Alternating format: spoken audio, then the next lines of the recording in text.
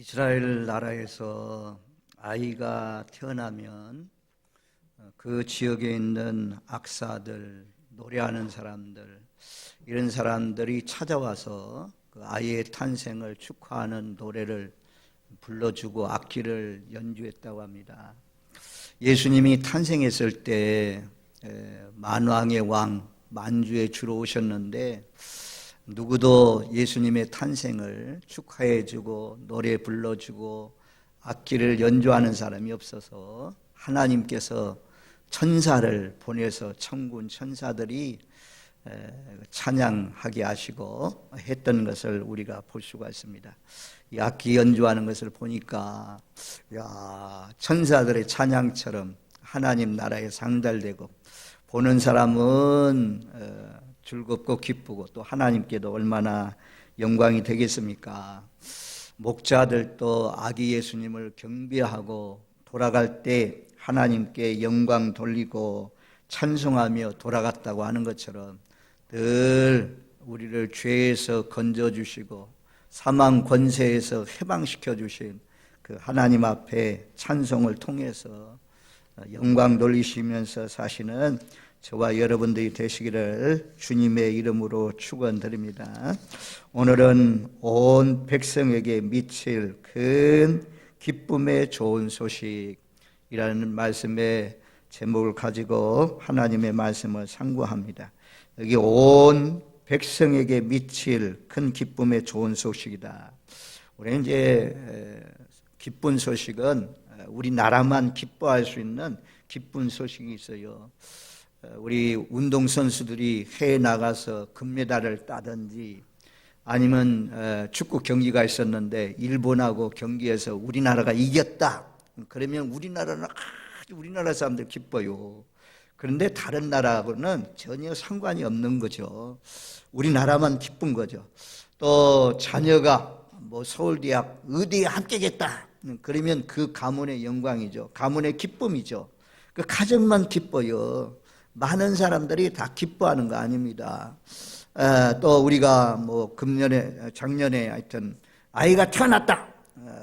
오랜 동안 아이를 못 낳다가 아이를 낳으면 가정만 기쁜 것이 아니라 온 성도들 주변에 보는 사람들이 다 기뻐하는 것처럼 그런 기쁨이 있지만 부분적입니다. 어느 기쁨들은 한 나라에 족할 수도 있고 어떤 경우는 가정에만 기쁨이 임할 수가 있습니다. 그런데 예수님이 이 땅에 오신 이 기쁜 소식은 전 세계 모든 민족, 나라들, 족속들에게 모든 사람에게 기쁜 소식이다. 그렇게 말씀합니다. 그래서 나이지리아, 아프리카 같은 나라, 또 동남아시아에 있는 미얀마, 또 시리아, 지금 얼마나 어려운 일을 겪고 있습니까? 인도, 또 중국, 묘적 산속에 살고 있는 이런 사람들, 남미의 페루, 몽골에도 저 카장 민족과 가까운 근처에 살고 있는 이런 사람들, 북한에 또 우리 동포들, 이런 사람에게도 기쁨을 줄 수 있는 것이 무엇입니까? 그 어려움 가운데도 전 세계 모든 사람에게 공통적으로 기쁨을 주는 것은 예수님을 믿으면, 예수님을 올바르게 받아들이고 믿으면 그들에게 큰 기쁨이 있다 그래요. 그래서 저와 여러분들이 이 기쁜 소식, 여러분들이 뭐가 기쁜 소식입니까? 어떤 사람은 자녀가 태어나는 것, 합격하는 것, 또 박근혜 정부를 사랑했던 사람들은 박근혜 정부가 이제 감옥에서 나오는 것, 이런 것들, 또 앞으로 이제 대통령 선거가 있어가지고 내가 지지한 사람이 대통령에 당선되고 이러면 잠깐 기쁘지만 영원한 기쁨은 될 수가 없습니다. 부분적이고 일시적이고 그런 기쁨이지만 예수님이 우리에게 주신 기쁨은 이 세상에서 올라가는, 세상의 모든 조건이 올라갈 때 기뻐하잖아요. 근데 예수님 믿는 기쁨은 영원토록 태어나서 죽을 때까지 장애인으로 살아도 예수를 믿고 구원받고 제사함 받았다면 그 가운데서도 기뻐하는 기쁨입니다. 이런 기쁨의 선물 아직까지도 누리지 못하고 살고 있는 우리 가족들, 이웃들, 친척들 생각하면 얼마나 안타깝습니까? 남은 생의 기간 동안에 여러분들이 누리는 이 기쁜 소식, 이 기쁜 소식을 가족들에게, 이웃들에게, 세상의 거민들에게 증거하시면서 사시는 저와 여러분들 되시기를 주님의 이름으로 축원드립니다. 아멘. 이제 우리가 마태복음은 왕의 복음이라고 그래요. 왕의 복음. 그리고 누가복음은 인자의 복음이라고 그래요. 또 마태복음은 유대인의 복음이고 누가복음은 이방인의 복음이고, 그래서 마태는 왕으로 오신 예수님을 말씀해 주고 있어요. 그래서 예수님을 경배하는데 누가 경배합니까? 동방에서 박사들이 별을 보고 와가지고 경배하잖아요. 그리고 동방에서 오는 이 박사들은 준비가 잘 돼 있어요. 황금과 유황과 몰약을 다 준비해 가지고 와가지고 아기 예수께 드리잖아요. 멀리서부터 와가지고 그런 그 예배 정신을 우리가 동방 박사를 통해서도 배울 수가 있어요. 그런데 오늘 본문에 등장하는 목자들은요, 목자들은 준비가 없어요. 준비가 없어요. 그리고 갑자기 호련히 천군 천사가 나타나가지고 베들레헴에 가봐라, 베들레헴에 아기가 태어났다 라고 하는 그런 소식을 이 목자들에게 알려주었습니다. 목자들은 뭐 준비 없이 가가지고 이 천사가 자기들에게 알렸던 그런 내용을 이 부모들에게 전해주고 온 것을 우리가 볼 수가 있습니다. 그래서 이 목자들에게 복음을 전했다. 이것이 복음입니다. 하나님은 동방 박사들처럼 존귀하고 권세 있고 부유하고 아주 그런 사람들에게 복음이 증거되기보다도 이 누가복음에 나오는 것처럼 낮은 사람들, 천한 사람들, 목자들, 이 세리들, 창녀들, 가난한 사람들, 이런 사람들에게 복음이 증거되고 있는 것을 볼 수가 있습니다. 예수님이 하늘 높고 높은 보좌를 버리시고 이 낮고 낮은 땅에 오셨다는 것을 목자를 통해서도 우리에게 알려주고 있습니다. 하나님이 부르신 자들은 성경 말씀에 보면 고린도전서 1장 27절 28절에 보면 미련한 자들, 약한 자들, 천한 것들, 멸시받는 것들, 없는 것들, 가난한 자들, 세상 사람들이 미워하는 사람들이잖아요. 세상 사람들이 천대하는, 멸시하는 이런 사람들을 불러가지고 그들을 아주 미련한 자에게 지혜를 주어서 지혜 있는 자들을 부끄럽게 하시고, 약한 자들을 강하게 하셔서 강한 자들을 부끄럽게 하시고, 천하고 멸시받는 자들을 존귀하게 해서 존경을 받는 사람들을 부끄럽게 하시는 그런 분이라고 말씀합니다. 그래서 우리도 이 성탄을 맞이해서 언제나 이 낮은 것으로 가난하고 어려운 사람들 잘 돌아보면서 살아갈 수 있는 저와 여러분들 되시길 바랍니다. 자꾸 우리는 위로 쳐다봐요. 위로 잘 되는 것, 높아지는 것, 권세 있는 것. 사람들도 그런 사람들 앞에서는 굽실거리고 그런 사람들 앞에서는 잘하는 것처럼 하고 낮은 사람들 멸시하고 천대하고 이러면 이게 예수님의 정신이 아닙니다. 예수님의 마음이 아닙니다. 예수님의 마음은 목자들과 같이 예수님 당시에 3대 이 죄인의 대명사가 있는데 3대 직업이 있는데 그것이 무엇이냐면 세리, 고리대금업자, 목자들 이런 사람들 아주 3대 천대받는 그런 직업이었다고 합니다. 그런데도 불구하고 예수님은 그런 천대받는, 멸시받는 목자들에게 아기 탄생의 소식을 가장 먼저 알려주었다라고 말씀합니다. 이것이 복음이지 않습니까? 우리 같은 천한 사람, 우리 같은 멸시받는 사람, 만약에 목자들에게 증거하지 않았더라면 우리 같은 사람이 예수 안에서 정말 하나님의 자녀 되어서 하나님을 경배하면서 살아가는 그런 사람이 되었겠습니까? 강한 사람, 예수님도 지혜로운 사람, 권세 있는 사람, 이런 사람만 불렀다면 우리도 예수 밖에 예수를 모를 수도 있는데 하나님의 은혜 가운데 예수님이 낮은 자들에게 찾아오셔서 복음을 전해 주었기 때문에 우리가 예수를 믿고 구원받게 되었으니 얼마나 감사할 일입니까? 우리도 이 기쁜 소식을 아직도 받아들이지 못하고 있는 사람들에게, 특별히 천한 사람들, 병든 사람들, 낮은 사람들, 어려운 사람들에게 복음을 증거하는 저와 여러분들 되시기를 주님의 이름으로 축원드립니다. 누가복음 4장 18절 말씀에도 보면 예수님이 회당에 찾아가셔서 이런 말씀을 찾아서 읽으셔요. 그러면서 이 말씀이 내게 이루어졌다라고 말씀했어요.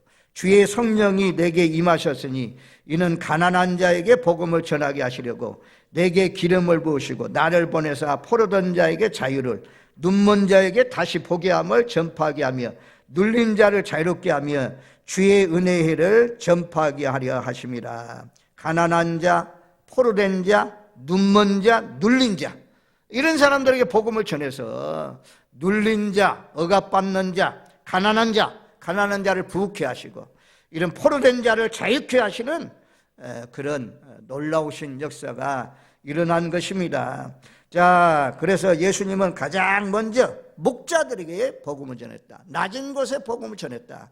제가 새벽에 말씀을 전하면서 예수님의 탄생 장소가 오늘 4절 말씀에 보면, 2장 4절 말씀에 보면 다윗의 동네 베들레헴이라고 해요. 베들레헴은 큰 도시가 아니라는 거죠. 이것도 작은 마을이라는 거죠. 작은 마을.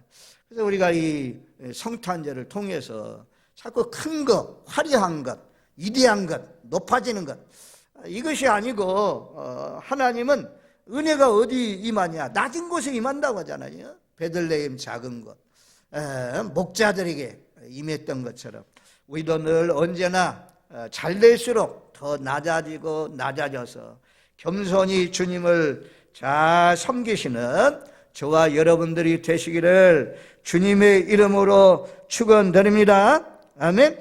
그 다음에 오늘 10절, 11절, 12절 말씀을 두 구절 말씀 같이 읽겠습니다. 오늘 다윗의 동네에 너희를 위하여 구주가 나셨으니 곧 그리스도 주시니라. 너희가 가서 강보에 쌓여 그에 네 있는 아기를 보니니 이것이 너희에게 표적이니라 하더니. 아멘. 이제 우리가 세상에 살고 있다 보니까 세상에서 들려지는 그런 소식들을 통해서 이제 까딱 잘못하면 성탄절에 예수님이 주인공이 돼야 될 텐데 주인공은 어디 간 적도 없고 산타 할아버지가 주인공이 될 수가 있고 누들프 사슴코 뭐 썰매 이런 선물 주고받는 것, 또 이 연말이니까 술집에 가서 친구들과 함께 노는 것, 카페, 백화점, 영화관, 이런 것들을 통해서 우리의 마음이 분주하고 소동하고 세상을 따라갈 수가 있습니다. 그래서 예수님이 성탄의 주인공은 예수님인데 예수님은 어디 간 적도 없고 그냥 세상적으로 그렇게 기뻐하는 그런 기쁨은 정말 하나님이 보실 때 탄식할 만한 그런 기쁨입니다. 영적으로 예수님이 이 땅에 오신 것이 우리의 기쁨이 되어야 될 줄로 믿습니다. 예수님을 내 삶 가운데 가장 중심에 놓고 이런 때일수록 더욱 주님을 경배하고 주님을 더 사랑하고 주님이 기뻐하는 그런 일들을 하면서 살아가는 복된 날, 이렇게 성탄 예배에 참여하는 것, 하나님이 얼마나 기뻐하는 일입니까? 그러면서 예수님이 누군지, 우리의 주인공 예수님이 누군지 복음적으로 우리에게 잘 말씀해 줘요. 11절이 참 중요한 말씀입니다.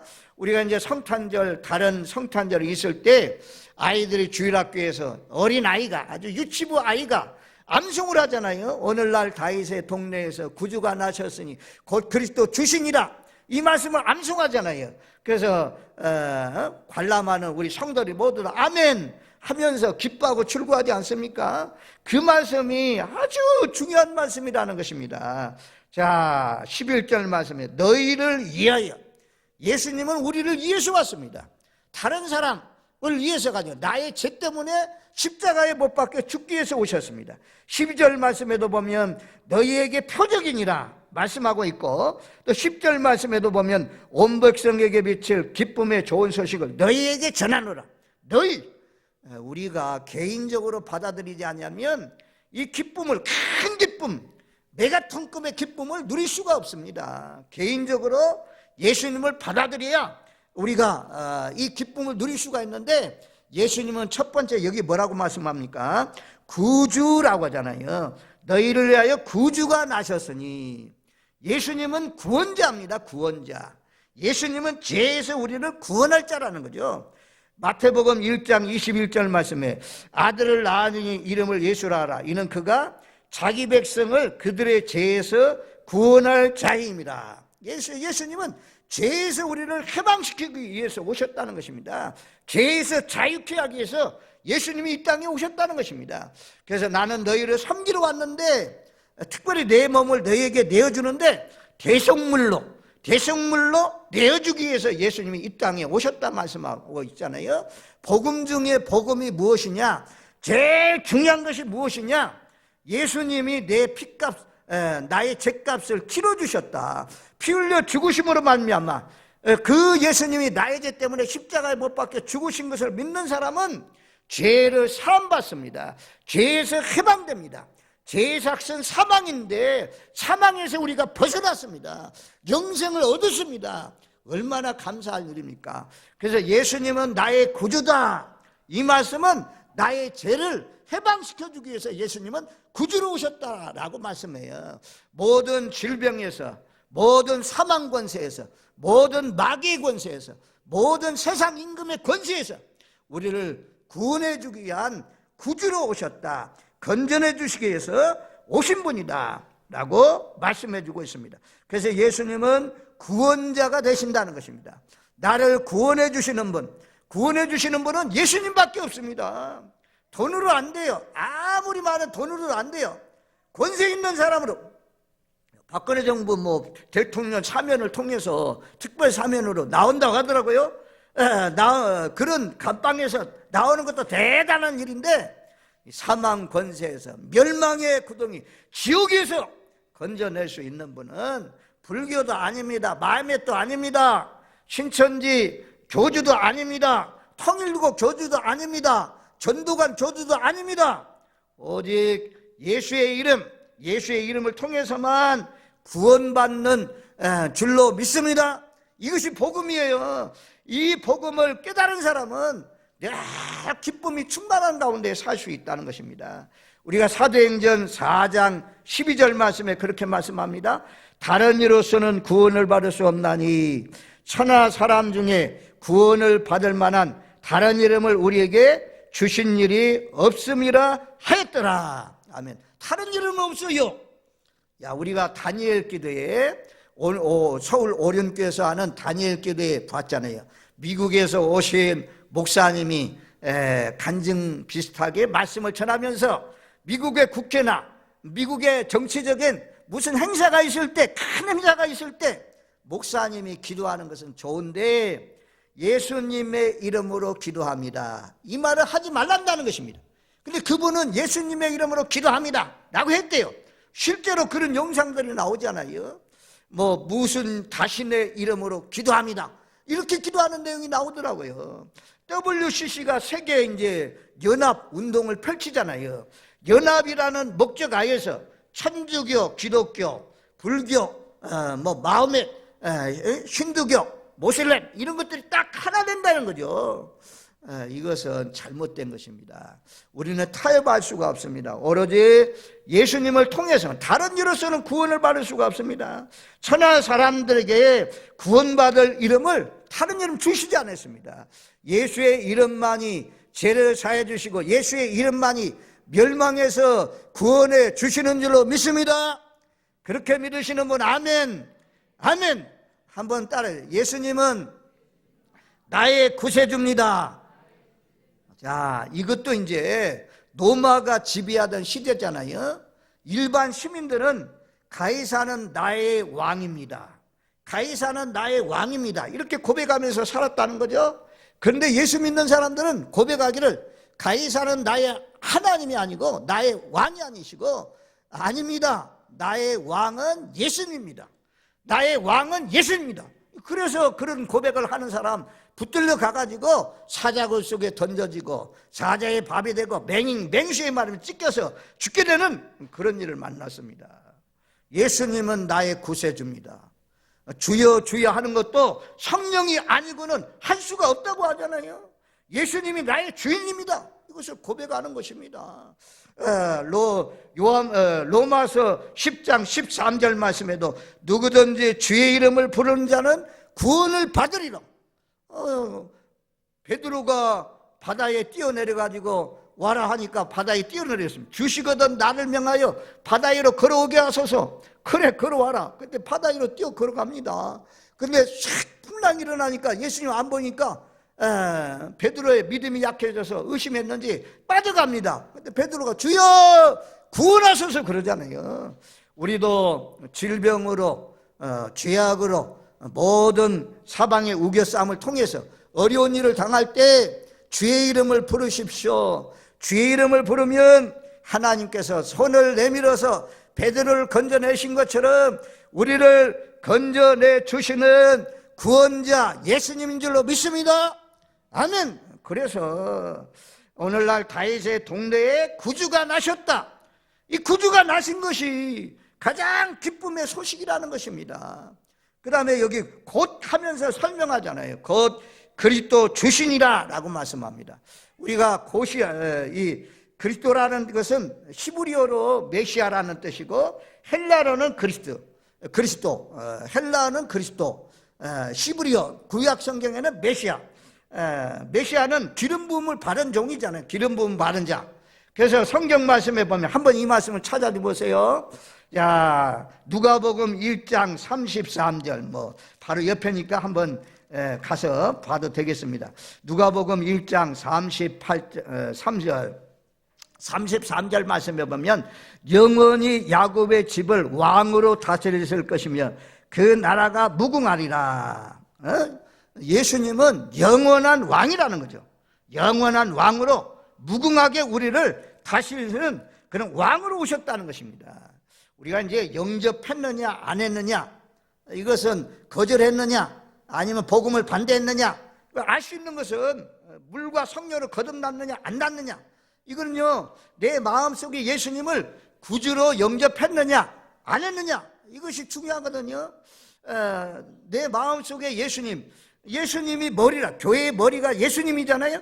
우리의 머리는 누구냐? 예수님이 우리의 머리라는 거죠. 예수님 왕. 대한민국의 모든 사람들은 대통령의 명령을 따르잖아요. 또 행정부 관리들의 명령을 따르잖아요.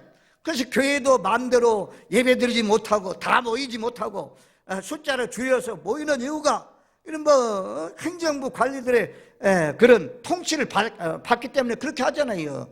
그런 것처럼 예수님을 구주로 영접한 사람은 내 경영, 내 뜻, 내 마음대로, 내 계획대로 살아가는 것이 아니고 하나님의 말씀의 다스림, 하나님의 지시, 성령의 지시 받아서 사는 사람, 이런 사람들이 예수님을 왕으로 모셔드린 사람입니다. 가장 중요한 것이, 이 성탄을 통해서 가장 중요한 것이 무엇이냐? 이사야서 52장 7절 말씀에 보면 이런 말씀이 있어요. 이사야 52장 7절 찾아줘 봐요. 이사야 52장 7절 말씀에 보면 좋은 소식을 전하며 평화를 공표하며 복된 좋은 소식을 가져오며 구원을 공포하며 시온을 향하여 이르기를 내 하나님이 통치하신다 하는 자의 산을 넘는 발이 어찌 그리 아름다운가. 아멘. 여기 보면 평화의 주로 오잖아요. 평화를 공포하며, 또 여기 보면 구원을 공포하며, 구원의 주로 오시잖아요. 예수님은 평화의 주, 평강의 왕으로 오셨잖아요. 그리고 예수님은 구원을 공포하는 그런 분으로 오셨잖아요. 그래서 시온을 향하여 이르기를, 성도들에게 향하여 이르기를, 모든 사람들에게 이르기를 내 하나님이 통치하신다. 내 하나님이 통치하신다. 이 소식이 가장 기쁜 소식이고 이 소식이 아름다운 발걸음이라고 말씀해요. 여러분들 내 뜻대로, 내 마음대로, 내 머리 생각대로만 살지 마십시오. 하나님의 자녀들, 하나님을 왕으로 모신 사람들은 이 하나님의 말씀, 성령의 감동, 내 마음속에 성령이 지시하는 그 지시 따라서 사는 사람들이 예수님을 왕으로 모신 사람들입니다. 우리 모두 다 예수님을 왕으로 모시고 사시는 그 왕의 지시, 왕의 지시에 순종해서 사시는 복된 믿음의 삶이 되시기를 주님의 이름으로 축원드립니다. 아멘. 다스림을 받아야 돼요. 하나님의 다스림, 성령의 다스림, 말씀의 다스림. 언제나 이런 사람이 물과 성령으로 거듭난 사람입니다. 우리 모두 다 다스림을 받는, 하나님의 다스림을 받으라. 이 기쁜 소식을 전하는 자들의 발걸음이 어찌 그리 아름다운지요. 자, 이 오늘 설교의 결론이 먼저 나왔네요. 우리가 성탄의 기쁜 소식을 알려야 된다는 것입니다. 만민에게 알려야 된다는 것입니다. 야, 평화의 왕으로, 평화의 구주로 오신 분, 구원을 공포하는 분으로 메시아가 오셨다. 이 기쁜 소식을 알리는 발이 아름답대요. 뭐 남자들이야 자기 발 쳐다보면서 뭐 아름답고 이쁘고 이런 거 생각하겠습니까? 근데 여자들은 발을 많이 생각하겠죠. 육신적으로 보면 참 이쁜 발, 그런 발이 있겠죠. 그런데 하나님이 보실 때 아름다운 발, 복된 발은 복음을 증거하는, 또 예배드리러 이렇게 경배하러 멀리서부터 오는 그런 발이 아름다운 발이다. 우리 모두 다 성탄을 통하여서 이 평화의 소식, 또 구원의 복된 소식을 공포하면서, 세상에 공포하면서 사시는 아름다운 발을 가진 믿음의 성도들 되시기를 주님의 이름으로 축원드립니다. 아멘. 그래서 예수님이 그리스도라는 것은 왕으로 오신 분이다. 그분의 다스림을 받아야 된다. 그 다음에 예수님이 그리스도라는 것은, 자, 한번 찾아줘 봐요. 히브리서 3장 1절 말씀에 보면, 히브리서 3장 1절, 거기 보면 이렇게 말씀해요. 그러므로 함께 하늘의 부르심을 받은 거룩한 형제들아, 우리가 믿는 도리에 사되시며 대제사장인 예수를 깊이 생각하라. 이 제사장들에게 기름을 부었잖아요. 제사장을 뭐한 사람입니까? 이 백성들이 죄를 범하면 양을 끌고 오고 소를 끌고 오고 염소를 끌고 와가지고 안수해가지고 제물을 하나님 앞에 드리는 사람이잖아요. 백성들 대신해서 죄를 사해 주시는, 하나님과의 관계가 끊어진 사람, 관계를 이어주는 사람, 이런 사람들이 제사장이지 않습니까? 예수님은 우리의 죄와 허물을 사해 주기 위해서 이 땅에 오신 제사장으로 오신 분이다. 죄를 사해 주시는 분이다. 이것을 말씀해 주고 있어요. 그 다음에 세 번째는 이제 선지자로 오셨다고 말씀하잖아요. 자, 히브리서 1장 한번 찾아봐요. 히브리서 1장 1절 2절 말씀에 보면, 옛적의 선지자를 통하여 여러 부분과 여러 모양으로 우리 조상들에게 말씀하신 하나님이 이 모든 날 마지막에는 아들을 통하여 우리에게 말씀하셨으니 이 아들을 만유의 상속자로 세우시고 또 그로 말미암아 모든 세계를 지으셨느니라. 옛적에는, 구약시대는 선지자를 통해서 뭐 이사야, 뭐 아모스, 말라기, 이런 에스라, 뭐 니에미야, 이런 사람들 통해서, 선지자를 통해서 말씀했는데, 그런데 신약에 와서는 마지막 날에는, 이 모든 날 마지막 날에 아들을 통하여서 말씀했다. 말씀이 육신이 되어서 우리 가운데 오셔가지고 심령이 가난한 자는 복이 있나니 천국이 저희 것이며 하면서 예수님이 말씀했잖아요. 너희가 하나님의 내 제자가 되려면, 나를 따라오려면 날마다 자기를 부인하고 자기 몫의 십자가를 지고 나를 따르라. 이런 말씀들 예수님이 직접 오셔서 하셨습니다. 그래서 선지자는 우리가 잘 아는 대로 하나님의 뜻을 받아가지고 하나님이 알려주신 뜻을 백성들에게 알리는 사람이 선지자잖아요. 하늘 보좌에서 내려오신 분이 하나님의 뜻을 얼마나 잘 알겠어요. 그 하나님의 뜻과 생각과 마음을 다 가지고 오셔가지고 예수님이 증거하는 그런 선지자로, 사람 보내니까, 사람의 말을 듣지 않으니까 나중에는 하나님께서 하나님의 아들을 직접 보내셔서 말씀을 하게 하셨다라고 말씀합니다. 그래서 오늘날 다윗의 동네에 너희를 위하여 구주가 나셨는데 그분은 그리스도다. 그리스도라는 것은 왕이고 제사장이고 선지자 역할을 하기 위해서 오신 분이다 라고 말씀합니다. 그 다음에 여기 보면 곧 그리스도 주신이라 라고 말씀하잖아요. 이 주라는 단어는 하나님이라는 단어, 하나님과 동등한 그런 단어입니다. 그래서 이사야 9장 6절 말씀에 그렇게 말씀하잖아요. 한 아이가 우리에게 낳았는데 그 사람은 그 이름은 기묘자라 모서라 전능하신 하나님이라 영존하신 아버지라 평강의 왕이라 할 것입니다. 제가 이제 참 요 말씀을 굉장히 강조하고 싶었어요. 우리가 잘 아는 말씀이요. 예수님은 주시라. 예수님은요, 우리가 믿는 예수님, 아기로 오셨지만 예수님은 전능하신 하나님이다. 예수님은 전능하신 하나님이다. 수요일날 나오신 분들은 하나님과 예수님은 동등하다, 이런 말씀들. 예수님은 하나님이다, 이 말씀을 전한 것을 들었습니다. 예수님은요, 우리의 인간의 모습을 입고 왔지만 예수님은 하나님으로 오셨습니다. 그래서 죽은 자도 살리고 바다에도 걸으시고 오병이의 기적도 일으키시고 창조의 하나님이 되시는 것입니다. 내가 믿는 하나님, 내가 믿는 예수님, 그 예수님은 사람이지만 전능하신 하나님이다. 그렇게 믿으시는 분, 아멘. 이 크리스마스 성탄에 전능하신 하나님, 홍해도 갈르시고 요단강 물도 끊으시고 여리고성도 무너뜨리시고 그러신 하나님이 나의 하나님, 전능하신 하나님, 내가 믿는 하나님은 전능하신 하나님이다. 마음에 참 심으십시오. 그리고 그 다음에 영존하신 아버지라고 하잖아요. 영존은 무엇입니까? 영원히 계시다는 것이요, 태초부터 영원까지 알파와 오메가가 되신 하나님이 이 세상에서만 아니고 이 만물이 앞으로 장차 사라지는 날이 오는데 그 천국에서도 영원히 다스리시는 분이다. 다니엘서에 보면 세상 나라의 임금의 권세는 이 순간이지만 없어지는 날이 있지만, 그러나 하나님의 권세는 영원하고 영원하고 영원하더라. 우리가 믿는 하나님, 우리가 믿는 예수님은 영원하신 하나님인 줄로 믿습니다. 그분은 평강의 왕이라고 그랬어요. 평강의 왕. 이사야 11장 6절로부터 이제 말씀에 보면 6절로 9절 말씀에 그런 말씀이 있어요. 우리가 잘 아는 말씀이니까 뭐 찾으면 시간 가니까 들어보세요. 이리 표범 곰 사자, 이리 표범 곰음 사자 독사, 사나운 거잖아요. 막 핥히는 거잖아요. 죽이는 거잖아요. 그런데 하나님 나라는 여기 이리와 어린 양이 함께 놉니다. 이리와 염소, 어린 염소가 함께 놉니다. 어린아이와, 어린아이, 힘없는 어린아이와 독사굴에 손 넣어도 물지 않는 그런 나라, 평강의 나라.